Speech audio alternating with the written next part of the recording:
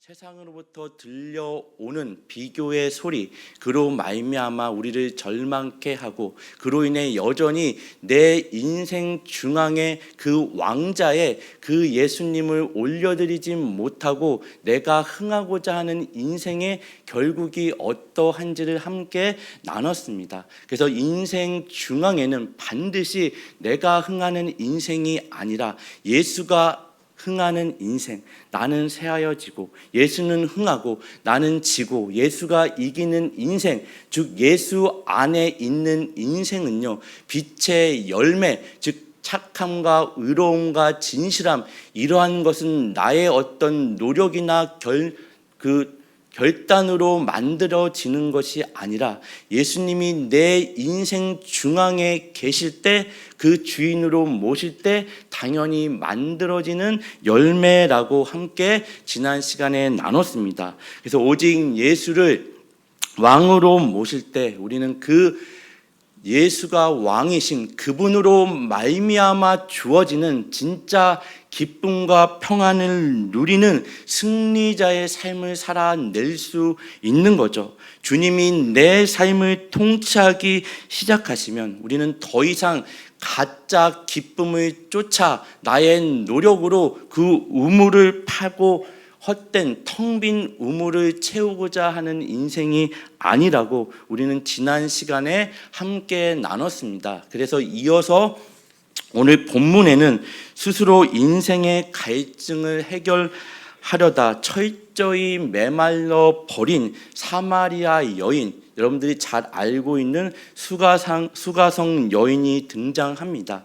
그래서 시간상 우리가 요한복음 4장 전체를 다 읽어야 되지만 1절부터 6절까지 읽었습니다. 그래서 그녀는, 그 사마리아 여인은요, 세상의 조건으로 자기 존재를 증명하려다 결국 영적으로 파산해 버린 상태로 놓여져 있는 그 상징적인 인물로 요한복음 4장에 등장하고 있습니다.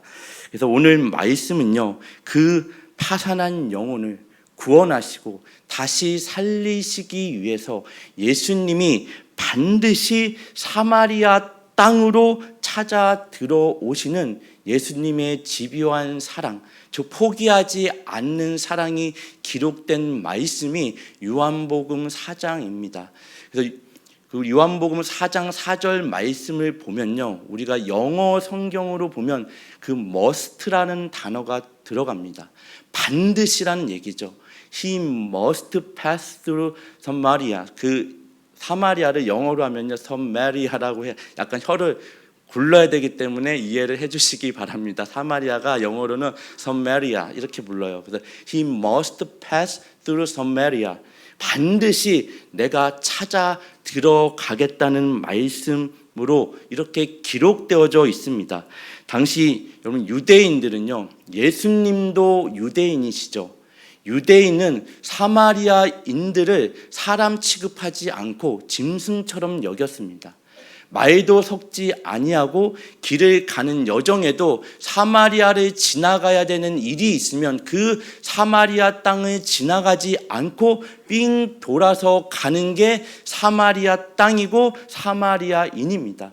이건 굉장히 역사적인 어떤 이유가 있는데 오늘은 그게 주제가 아니기 때문에 길게 설명하진 않겠습니다. 사마리아인은요, 그 유대인들이 볼 때는 혼혈인이에요. 피가 더럽혀진 그 사마리아인이기 때문에 사람 취급하지 않습니다. 그런데 예수님께서 이 사마리아 땅에 영적으로 파산된 한 영혼을 찾아 구원하기 위해서 반드시 들어가시겠다고 이렇게 선언하시는 겁니다. 세상의 상식과 편견을 깨부시고 세상의 소리와는 상관없이 영적으로 파산 상태로 정말 죽어가는 한 영혼을 구원하시기 위해서, 살리시기 위해서 내가 반드시 들어가야겠다고 그 스스로 걸어 들어가십니다. 잃어버린 영혼을 찾아서, 그 영적으로 파산 상태로 주저앉아 있는 영혼을 찾아 사마리아 땅에 걸어 들어가시는 예수님이 오늘 요한복음 4장에 기록된 예수님의 모습입니다. 여러분, 우리가 여기서 이 사마리아 여인과 요한복음 4장의 내용을 더 깊이 이해하기 위해서는 요한복음 3장 16절 말씀 앞뒤로 전으로 등장하는 인물에 대해서 우리가 살펴볼 필요가 있습니다. 여러분, 요한복음 3장 16절 그 이전에 나오는 인물이 누구죠? 밤중에 찾아온 인물 기억나시나요? 기억이 안 나시나요? 모르시나요? 대답을 안 하실 건가요? 니고데모 여러분 기억나시죠? 니고데모는 사람들이 보기에 그 당시에 부도 가지고 있고 명예도 가지고 있고 권력도 가지고 있는 세상적으로는 성공한 인생의 상징이 니고데모입니다. 반대로 요한복음 3장 16절 이후에는 누가 나오죠? 요한복음 4장 앞으로 나올, 우리가 읽진 않았지만 그 사마리아 여인, 수가성 여인이 나옵니다. 스스로 자기의 조건으로, 자기의 방법으로 자기의 인생을 잘 풀어내고자 했지만 여전히 채워지지 않는 그 무엇과 그 영적인 파산 상태로 인해 누가 보더라도 인간의 기준으로 봐도 외적으로 실패한 인생의 상징이 사마리아 여인입니다. 이 요한복음 3장 16절 전후로 성공한 인생의 상징인 니고데모가 나오고 실패한 인생의 상징인 그 사마리아 여인이 등장합니다. 여러분, 이 니고데모가 예수님께 찾아온 때가 언제죠? 밤중에 찾아옵니다. 여러분, 요한복음의 저자 요한은요, 이 밤이라는 단어를 의도적으로 굉장히 많이 기록합니다. 이 밤중에 찾아왔다는 이야기는 그가 성공한 인생이지만 여전히 채워지지 않는 그 무엇이 있어서 사람들의 눈을 피해 예수님께 찾아온 것이 아니라 어떤 의미를 가졌다고 그랬죠. 요한복음에서 밤은요, 단순히 시간이 아니라 빛으로 찾아오신 예수 그리스도를 알아보지 못하는 영적인 어둠과 무지를 이렇게 밤이라는 단어로 표현하는 겁니다. 아무리 성공한 인생의 상징 니고데모라고 해도 빛으로 오신 예수가 누군지 모르는 영적인 무지와 그로 인해 어둠 속에 있는 상태를 밤중이라는 단어로 이렇게 기록하는 겁니다. 사마리아 여인은요, 그 낮 정오 12시 가장 해가 뜨거운 그때에 예수님을 만나죠. 예수님이 반대로 찾아가십니다. 반드시 내가 사마리아를 통과해야 하리라. 아무리 낮에 찾아와도요, 그 인생의 실패한 상징의 수가성 여인도요, 그녀의 영혼의 깜깜한 흑암 속에 갇힌 영적 무지 상태로 있음을 성경은 증언하고 있는 겁니다. 이 세상의 성공의 상징인 인물 누구죠? 니고데모. 인생의 실패의 상징 누구죠? 수가성 여인, 사마리아의 여인도 세상의 기준으로는 이 사람은 성공했고 이 사람은 실패했어라고 바라볼지 모르겠지만 성경은 아니, 하나님이 보시기에는 성공한 인생이든 실패한 인생이든 주님이 보실 때 두 사람 모두 예수가 없으면 살 수 없는 목마른 죄인들입니다. 예수가 없으면 아무리 성공한 인생 같아도 실패한 인생 같아도 예수가 없으면 반드시 죽을 수밖에 없는 그 무엇으로도 그 갈증을 채울 수 없는 목마른 죄인들이 상징이 니고데모와 이 사마리아 여인인 줄 믿으시길 바랍니다. 성경은요, 이 두 사람을 최고의 복음 핵심이죠. 요한복음 3장 16절 하나님이 세상을 이처럼 사랑하사라는 말씀 앞뒤에 배치한 이유는요, 하나님의 예수 그리스도의 십자가의 복음은 누구에게나 차별이 없다는 이야기죠. 누구에게나 반드시 필요하다는 이야기입니다. 예수님의 십자가의 복음은 성공한 인생에게도 절대적으로 필요하죠. 실패한 인생에게도 유일한 소망입니다. 예수 그리스도의 십자가의 그 복음만이 어떤 인생에게도 다 필요한 보편적인 복음의 절대성을 이렇게 선포하시는 겁니다. 누구에게나 필요한 예수 그리스도의 복음을.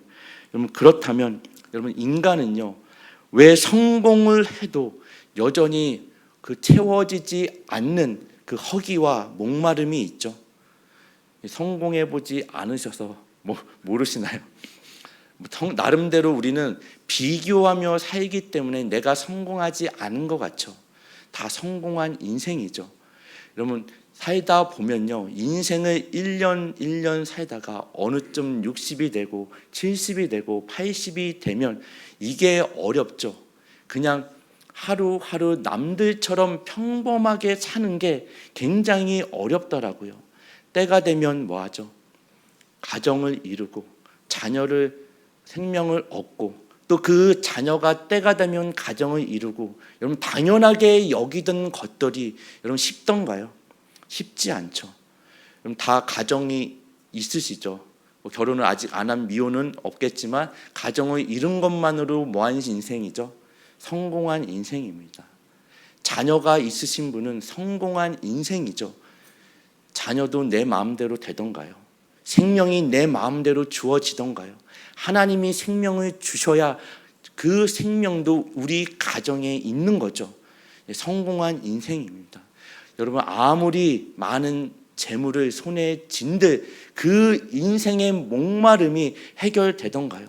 우리는 다 인생의 역사를 통해서 그 아무리 많은 재물을 가지고 있는, 누가 보기에도 부러울 것 없는 사람들이 스스로는 해서는 안 되는 선택을 하는 경우들을 봅니다. 왜 그렇죠? 정말 해서는 안 되는 선택을 통해 스스로 목숨을 끊는 일들까지 우리는 보게 되고 듣게 되죠. 아무리 성공한 인생 같아도. 그럼 또 반대로 실패한 인생이라고 정말 그 절망이 없을까요? 더 심하겠죠. 이 아무리 성공한 인생이든 실패한 인생이든 영원히 채워지지 않는 목마름과 그로 인해 절망과 고통이 왜 있죠? 이유는 단 하나입니다.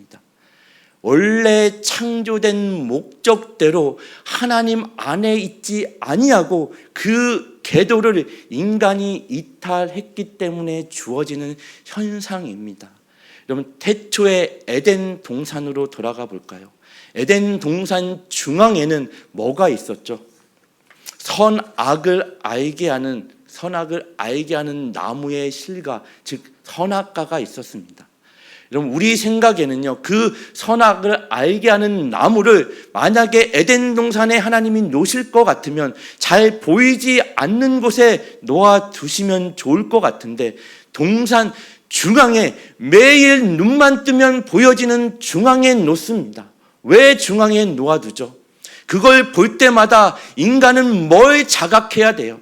내가 어떤 존재인지 그 신분과 위치를 알아야죠. 하나님만이 창조주 되시며 우리는 지음받은 피조물임을, 그 선악을 알게 하는 나무를 볼 때마다 우리가 어떤 존재인지를, 하나님 안에서만 진정한 기쁨과 평안을 누리며 에덴 동산에서 모든 것을 누릴 수 있지만 단 한 가지 잊지 말아야 될 게 뭐죠?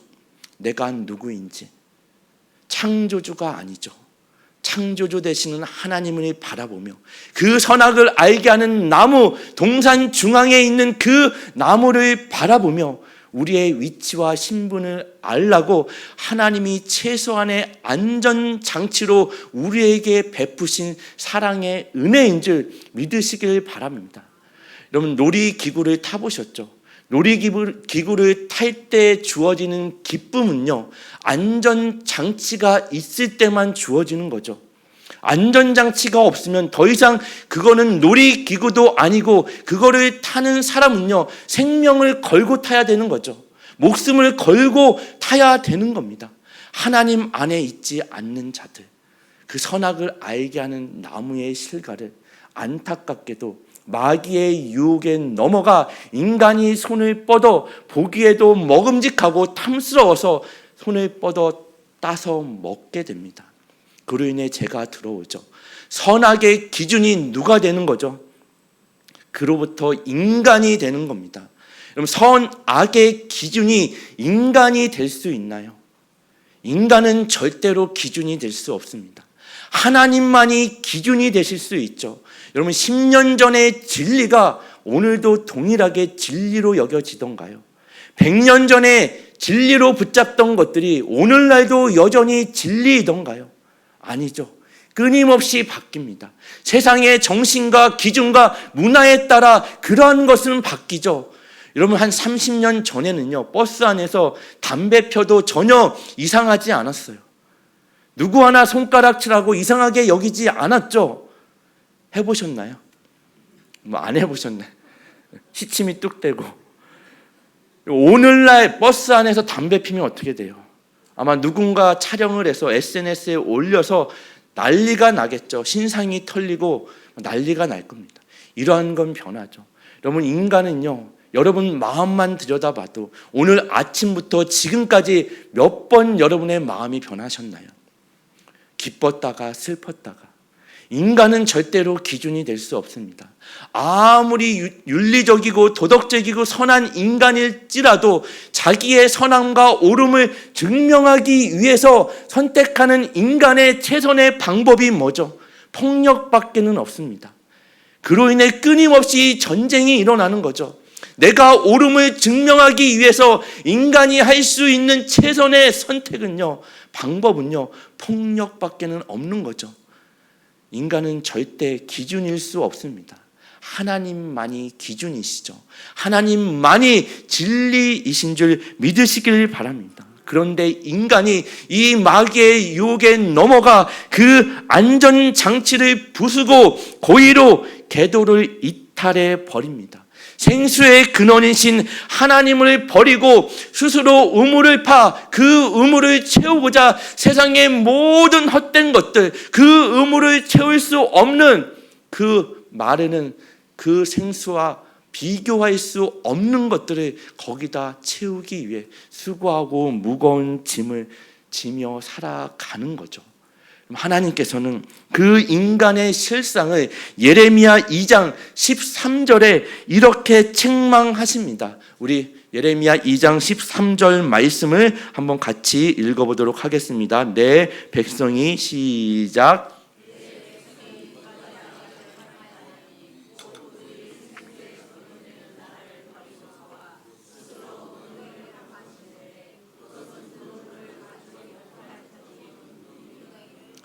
내 백성이 두 가지 악을 행하였나니, 하나는 뭐죠? 곧 그들이 생수의 근원되는 누구죠? 예수 그리스도, 그 에덴 동산에서 하나님을 버린 것과 그로 인해 스스로 웅덩이를 판 것인데, 그것은 그 물을 가두지 못할 뭐라고요? 터진 웅덩이입니다. 이게 두 가지 제약이죠. 이 세상에서 파 내려가는 모든 우물은요, 여러분이 그것이 성공이든 명예이든 물질이든 사람으로부터 인정을 받는 것이든 결국 물을 가두지 못하는 뭐라고요? 터진 웅덩이입니다. 해결될 수 없는 거죠. 깨진 항아리와 같은 겁니다. 아무리 거기에 물을 채운들 물이 채워지던가요? 아무리 그 좋은 것을 채워놓은들 그게 버티던가요? 채워질 수 없는 거죠. 버틸 수 없는 거죠. 이 에덴 동산의 선악과 사건과 완벽하게 오버랩되는 신약의 대신약으로 와서의 대사건이 뭐죠? 골고다 언덕의 십자가의 사건입니다. 이 에덴 동산의 그 중앙에 있는 선악을 알게 하는 나무를 바라볼 때마다 나의 주인이 누구인지를 알아야 됐죠. 하나님만이 나의 주인임을 알았다면 그 궤도를 이탈한 인간에게 그 골고다 중앙에 심겨진 예수 그리스도의 십자가를 바라볼 때마다 다시금 인생의 주인인 누구인지를 고백하며 아버지께로 뭐하란 얘기죠? 돌아오라는 얘기입니다. 우리 인생 중앙의 왕자를 다시금 예수 그리스도께 내어 드리라는 얘기죠. 우리 인생 중앙에 여러분 무엇이 있나요? 여러분 인생 중앙에 정말 예수 그리스도와 그의 십자가가 있나요? 예수 그리스도의 십자가는 하나님이 우리에게 베푸신 최고의 구원 장치인 줄 믿으시길 바랍니다. 그것을 바라보는 자마다, 믿는 자마다 정말 에덴 동산에서 최고의 안전 장치를 깨고 나온 인간에게 베푸신 최고의 구원 장치가 우리에게 허락하신 예수 그리스도의 십자가인 줄 믿으시길 바랍니다. 내 인생이라는 동산 중앙에 반드시 이 십자가가 서 있어야만 됩니다. 그러나 오늘날 우리의 모습은 어떠하죠? 마치 아버지가 없는 고아와 같이 여전히 내 인생의 왕자를 내가 차지한 채 내 소견에 오른 대로 살아가는 마치 아버지가 없는 인생으로 살아내고 있지는 않으신가요? 내 인생의 왕자에 누가 계시죠? 그럼 이 지독한 궤도 이탈이 바로 영적인 갈증의 시작입니다. 여기서부터 잘못됐죠. 이 에덴 동산으로부터 잘못이 시작된 것입니다. 이 십자가의 외침을 듣고 주님께로 돌아가기 위해서는 가장 먼저 정확한 상황 인식이 필요합니다. 내가 왜 아버지께로 돌아가야 되는지를 알아야죠. 내가 어떤 상태로 있는지를 알아야 아버지께 왜 돌아가야 되는지 그 필요를 알죠. 여러분, 교회에 처음 오시는 분이 가장 듣기 싫은 소리가 뭐라 그랬죠? 죄인이라는 소리를 듣기 싫어한다고 그랬죠. 목사님, 저는 운전하면서 티켓 하나 띄어본 적이 없는데 윤리적이고 도덕적으로 법을 어기며 살지도 않았는데 교회만 오면 당신은 죄인입니다. 여기 철저한 어김없는 죄인입니다 라고 이야기합니다. 이게 듣기 싫어요. 성경이 말하는 죄인과 세상이 정의하는 죄인은 조금 다르죠. 성경이 정의하는 죄인은 뭐라 그랬죠? 하나님과 상관없이 살아가는 인생을 죄인이라고 합니다. 하나님이 없는 인생이죠. 하나님이 없이 자기의 인생의 왕자를 여전히 자기가 차지하며 자기 소견에 옳은 대로 살아가는 인생을 죄인이라고 합니다. 그로 인해 발생되어지는 여러분이 죄라고 부르는 이 세상에 나가 살아가는 그 모든 증상들이요, 남의 것을 탐하며 살인을 하며 폭력하며 분노하며 간음하며 이 모든 것들이 하나님이 없는 인생들에게서 나타나는 증상이고 현상이죠. 성경이 말하는 죄인은 하나님이 없는 인생입니다. 궤도를 이탈한 거죠. 여기를 정확한 내가 어떤 상태로 있는지를 알아야 아버지께로 돌아가는 거죠. 여러분, 누가복음 15장에 나오는 여러분이 탕자로 알고 있는 둘째 아들 기억하시나요? 물론 첫째 아들과 둘째 아들 다 아버지께 돌아가야 됩니다. 어쨌든 둘째 아들은요 자기가 죽게 된 원인이 아버지를 떠났기 때문임을 알고 일어나 아버지께로 돌아갑니다. 누가복음 15장의 기록을 보면 아직도 거리가 먼데 날마다 아버지가 나와 그 둘째 아들을 기다리죠. 멀리서 자기의 재산을 받아 탕진하고 이제는 거짓골이 된 그 아들을 보며 멀리서 달려가 그의 목을 끌어안습니다. 여러분, 유대인들은요 달리지 않아요. 뛰지 않습니다. 우리 옛날에 선비들이 뛰지 않았던 것처럼 유대인들은 뛰지 않아요. 근데 아버지가 달려가요. 아버지가 뜁니다. 왜 뛰죠? 그 당시의 법으로 인하면요 둘째 아들과 같이 아버지가 살아계신데 가서 유산을 달라고 하는 거는요 아버지 빨리 죽으세요 하는 말과 동의어입니다. 동네 사람들이 돌을 들어 그 아들을 쳐 죽여야 되는, 마땅히 돌 맞아 죽는 죄예요. 아버지가 달려가죠. 왜요? 동네 사람 누가 보기 전에 그를 끌어안는 겁니다. 그래도 이 아들은 내 아들이야. 그를 감싸고, 그의 허물을 감싸고 누가 돌을 들기 전에 그를 끌어안는 겁니다. 이 아버지의 사랑이 하늘 아버지, 우리의 아버지 되시는 그 우리를 포기하지 않으시는 애끓는 사랑인 줄 믿으시길 바랍니다. 하나님이 달려오세요. 뛰어오세요.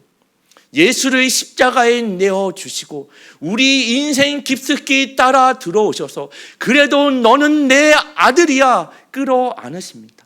우리의 허물을 누가 볼까봐, 우리의 죄악을 누가 볼까봐, 돌을 들까봐 예수의 보혈로 우리를 끌어안으시는 이 아버지의 사랑, 참된 아버지의 품으로 돌아가야지만 나를 만져주시는 그 아버지의 사랑과 은혜를 경험할 수 있는 줄 믿으시길 바랍니다.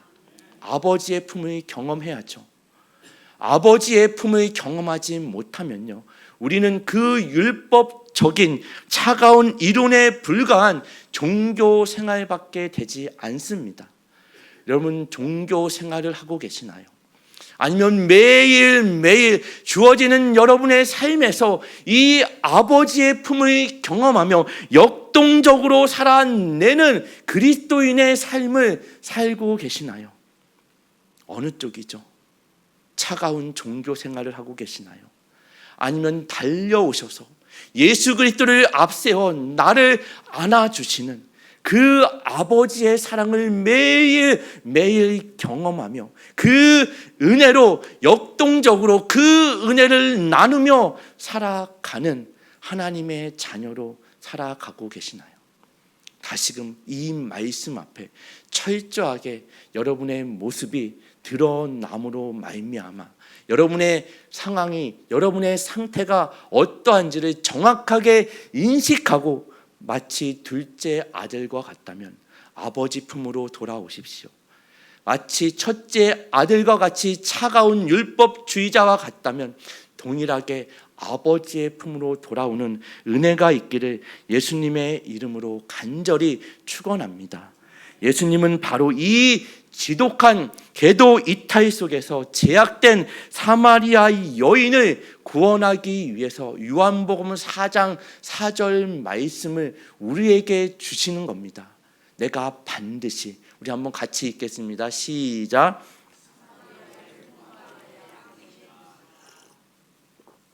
영어 성경으로는 반드시 내가 사마리아를 통과하여야 하리라. 반드시입니다. 예수님이 반드시 사마리아로 걸어 들어가시는 이 그림이 생생하게 보여지시나요? 이 말씀이 하나님의 구원의 계획이 또 다른 구절에서 우리 로마서 5장 8절로 가시면 제가 굉장히 좋아하고 여러분에게도 자주 인용하고 여러분이 외우면 굉장히 유익한 말씀이라고 그랬죠. 우리 로마서 5장 8절 말씀입니다. 같이 한번 외워볼까요? 자, 시작. 우리가 아직 죄인 되었을 때에 그리스도께서 우리를 위하여 죽으심으로 하나님께서 우리에 대한 자기의 사랑을 뭐 하셨다고요? 확증하셨느니라. 우리가 죄인 되었을 때에, 우리가 하나님을 찾았을 때가 아닙니다. 우리가 하나님 앞에 나왔을 그때에, 우리가 하나님을 찬양하며 예배하는 그때가 아니라 우리가 죄인 되었을 그때에, 우리가 하나님을 몰랐을 그때에 그리스도께서 우리를 위하여 십자가에서 죽으심으로 하나님이 우리를 향한 그 사랑을 뭐 하셨다고요? 확증하셨습니다. 주님이 먼저 찾아오셨습니다. 사마리아 여인에게 찾아 들어가신 것처럼 내가 반드시 찾아가겠다는 이 말씀이 로마서 5장 8절 말씀이고 요한복음 4장 4절 말씀인 줄 믿으시길 바랍니다. 그리고 메마른 여인의 심령을 향해 이렇게 선포하시는 겁니다. 요한복음 4장 우리 14절 말씀입니다. 같이 한번 읽겠습니다. 내가 주는 시작.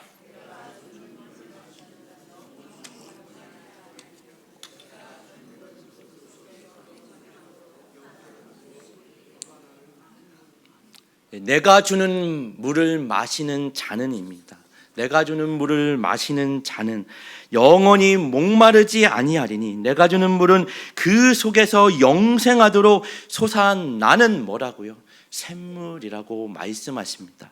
나를 정죄하지 않고 품어주시는 예수 그리스도의 만져주심을 가슴 깊이 경험하자 여인은 마침내 평생 붙들고 있던 세상의 물동이를 던져버립니다.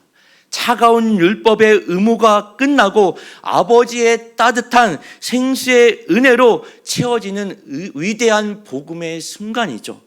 인생의 정확한 상황 인식을 하고 나를 만져주시는 아버지의 품을 경험한 그 은혜가 있으니까 이 여인이 이러한 반응을 보입니다. 요한복음 4장 28절입니다. 여자가 물동이를 뭐하고요? 버려두고 동네로 들어가서 사람들에게 이르되 이제는 그 물동이 평생에 자기가 붙잡고 있던 애착품과 같은 스스로 터져버린 웅덩이를 채우고자 그 인생의 평생에 놓지 못한 물동이를 버려두고 예수를 전하는 인생으로 180도 달라지는 겁니다. 정말 내 상황에 정확한 인식을 하고 그 아버지의 품을 경험한 인생은요, 이 예수 영원히 마르지 않는 생수의 근원 되시는 예수 그리스도를 전할 수밖에 없는 거죠. 이 생수의 근원 되시는 예수 그리스도를 저와 여러분이 경험하고 전하는 은혜가 있기를 예수님의 이름으로 간절히 축원합니다. 내 인생이라는 동산 중앙에 예수 그리스도의 십자가라는 최고의 구원 장치를 세우고 나를 가려 안아주시는 그 참된 아버지의 품을 경험했기 때문에 저와 여러분은 이 예수 그리스도를 진정한 생수를 증언할 수 있는 인생인 줄 믿으시기를 바랍니다. 이 고백은요, 이사야서의 그 구원의 말씀을 성취하는 그 말씀입니다. 우리 이사야 12장 3절 말씀을 한번 같이 보도록 하겠습니다. 그러므로 너희가 시작.